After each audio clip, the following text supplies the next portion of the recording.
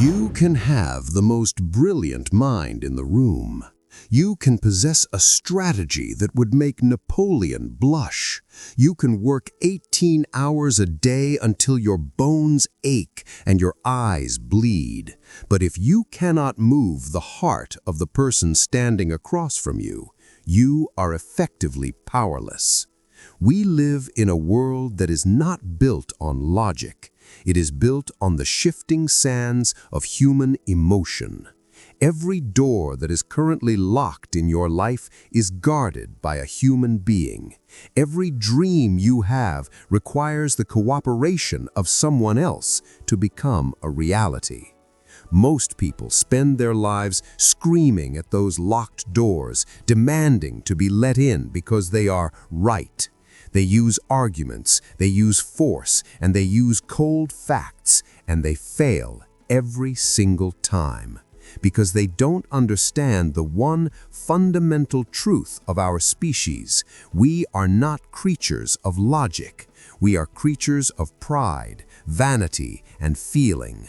Once you learn how to speak to the soul instead of the brain, the world stops being a battlefield and starts becoming your playground. Long before the internet turned influence into a commodity, there was a man who grew up in the suffocating poverty of a Missouri farm.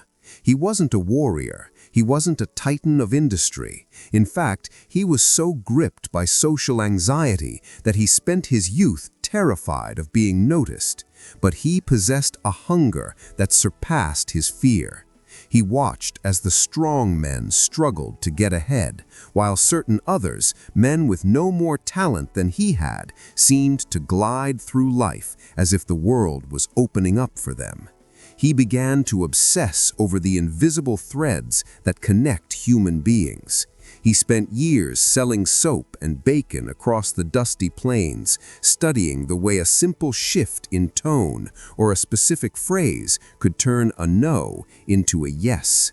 He became a scientist of the handshake and the ultimate engineer of the human ego.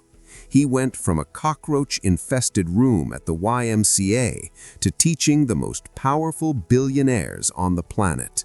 This was Dale Carnegie, and he wrote the book that rewrote the rules of civilization, How to Win Friends and Influence People. To understand the power Carnegie wielded, you have to see the boy who sat in the back of the classroom, hiding his patched trousers. Dale Carnegie, as his name was originally spelled, grew up with the smell of failure in his nostrils. His father was a man broken by the soil, constantly defeated by the weather. This early trauma taught Dale a brutal lesson. Hard work is a lie if you are doing it alone. You can sweat in the fields until you collapse, but if you don't know how to navigate the human world, you will remain in the mud. After a string of failures in acting and sales, Dale found himself in New York City in 1912, broke and desperate.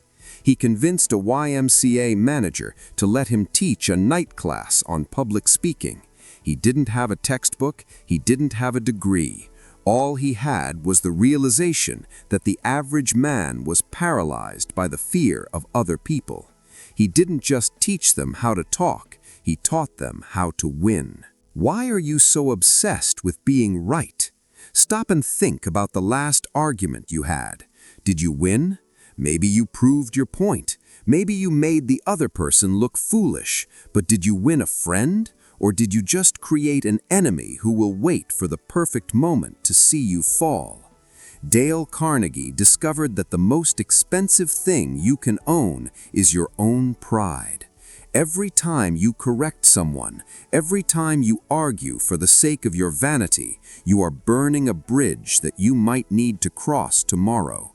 The truly powerful man doesn't need to be right, he needs to be effective.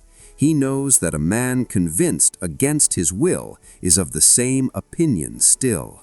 Are you playing the game to feed your ego, or are you playing the game to win the world? The secret Carnegie unlocked was so simple it was almost insulting.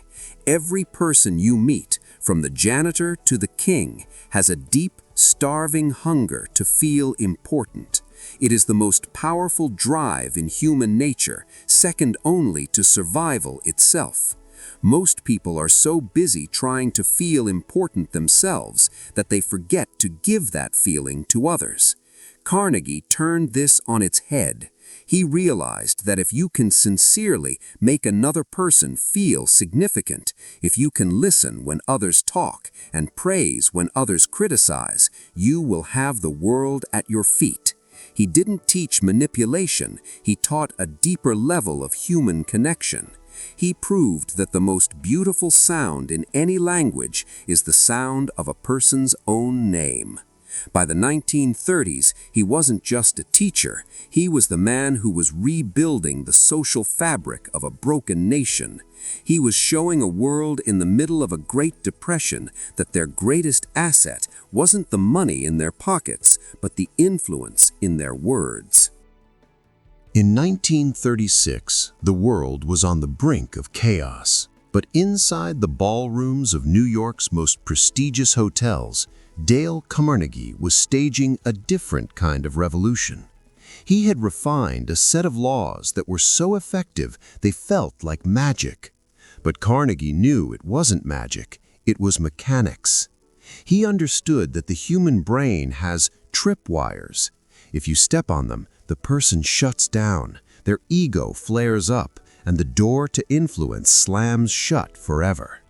But if you know where those wires are, you can walk straight into the vault of their trust. He taught his students that the biggest mistake in human history is the belief that you can change someone's mind by attacking it. You cannot bridge a gap with a sledgehammer. You bridge it with a golden bridge of yes. Look at how you handle your conflicts. You wait for the other person to finish speaking, not so you can understand them, so you can reload your weapon. You are so desperate to be seen as the alpha that you become the alien. You alienate everyone who could have helped you climb. Dale Carnegie's greatest discovery was that a man who feels understood will do anything for you. But a man who feels judged will resist you even if it costs him his life. You think being blunt is a sign of strength? No. Being blunt is a sign of a lazy mind. It takes zero skill to tell someone they are wrong. It takes the discipline of a legend to find the one thing you agree on and build from there. Stop being a critic and start being a collaborator. The world has enough critics. It's starving for leaders. Carnegie pioneered what psychologists now call cognitive momentum. He taught a technique so subtle that his students called it the Socratic secret. He believed that once a person says no, their entire physical and mental being gathers itself into a state of rejection. Their glands, their nerves, their pride, everything says stop. But if you can get that person to say yes at the beginning, even to a small, trivial truth, the psychological armor begins to melt. He taught his followers to never begin a conversation by discussing the things on which they differed. Instead, you emphasize the things you both desire. You get the yes, yes rolling. Like a massive boulder pushed down a hill, once that momentum of agreement starts, it becomes nearly impossible for the other person to stop it. This wasn't about lying, it was about finding the common ground that everyone else was too blind to see. But make no mistake, Carnegie's power was dangerous in the wrong hands. He was often accused of teaching sincere manipulation. Critics wondered how one could be sincerely interested in everyone. Carnegie's response was his most profound lesson. You don't find interest in others, you create it. He believed that every human being is a world unto themselves, and if you are bored by someone, it is a failure of your own imagination.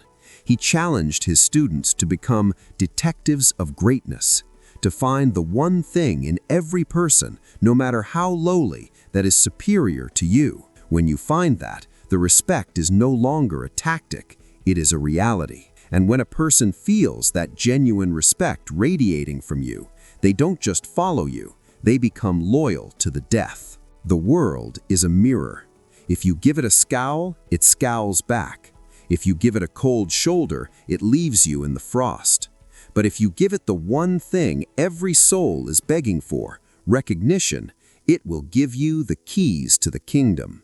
You are currently surrounded by gold mines disguised as ordinary people. Your neighbor, your boss, the stranger on the street, every one of them has a secret key to a door you want to open. But you are too busy and too important to notice. Break the mirror of your own vanity. Look outward. The fastest way to get what you want is to help enough other people get what they want. That isn't just a quote, it is the law of the universe. Are you ready to stop being a ghost in your own life and start being a force of nature? By the middle of the 20th century, Dale Carnegie was no longer just a man. He was a global phenomenon. His principles were being translated into dozens of languages, and his name had become synonymous with success itself. But as he stood at the summit of his influence, Carnegie noticed a darker shadow looming over the modern world. He saw that the very men he had taught to win were losing a much more personal battle. They had conquered the boardroom, but they were being defeated in the bedroom by the silent killer of the soul, worry. He watched as the most successful people on earth were being paralyzed by the what-ifs of tomorrow. This realization led to his final great gift to humanity, how to stop worrying and start living. He taught that the greatest influence you will ever exert is the influence over your own nervous system. He showed us that most of the things we fear never happen, and that today is the tomorrow you worried about yesterday. How many opportunities have you watched drift away because you were too afraid to open your mouth? How many people walk past you every day who hold the secret to your next level, but you stay silent because you're afraid of being judged? Dale Carnegie taught us that the world belongs to the bold, but not the loud or the aggressive. It belongs to the person who has the courage to be interested. Most of you are hiding in a shell of introversion that is actually just a mask for your own insecurity. You're so worried about how you look that you forget to care about the human being in front of you. Success is a team sport, and you are currently sitting on the sidelines watching everyone else play. The door to your future is unlocked, but you have to be the one to turn the handle and introduce yourself. Are you going to die with a phone full of contacts you never called and a mind full of things you never had the guts to say? In 1955, the physical journey of the farm boy from Missouri came to an end, but the Carnegie way had already been etched into the foundations of modern leadership. He left behind an institute that would go on to train over 9 million people, from future presidents to the janitors who cleaned their offices. He didn't build his empire with the sword of Khalid ibn al-Walid or the sheer willpower of Musashi. He built it on the fundamental respect for the human spirit. He died knowing that he had given the common man a superpower that could never be taken away, the ability to be remembered. He proved that you don't need a silver spoon or a genius IQ to be a person of consequence. You only need the discipline to put others first and the sincerity to mean it. His grave in Belton, Missouri is quiet, but his voice echoes in every handshake that seals a deal and every kind word that saves a relationship. The legacy of Dale Carnegie is the ultimate lesson in the world of greats. He taught us that the highest form of power is the power that makes others feel powerful. In this series, we have seen the conquerors who took land and the philosophers who mastered the mind, but Carnegie showed us how to master the heart. When you master the laws of human nature, you don't have to fight for your place in the sun. People will move aside to lead you. He showed us that the shortest distance between 2 points is not a straight line. It is a sincere smile. This is the final piece of your training. You have the discipline of the warrior, the vision of the architect, and now the influence of the master. The game has changed. You are no longer an observer. You are a participant in the most complex social machinery ever created. Today, your challenge is simple. Find one person and make them feel like they are the only person in the room. Stop talking about your own petty desires and start listening to the music of another human soul. Dale Carnegie gave you the keys to the kingdom. Now go out and unlock the doors. Don't be a spectator of your own life. Be the person who walks into a room and changes the atmosphere. Be the person who wins because they help everyone around them win. You are a legend in the making, and your empire is built one connection at a time. Go out and win the world. This concludes Chapter 10 of The World of Greats. Dale Carnegie taught us that the most important thing we wear is our expression. If you're ready to stop hiding and start influencing, then you are exactly where you belong. Subscribe to finalize your training. Chapter 11 is coming, and it will be our most ambitious yet. Share this video. There is someone you know who has the talent but lacks the influence. Give them the gift of Carnegie's wisdom. Your network is your net worth. We'll see you in the next chapter.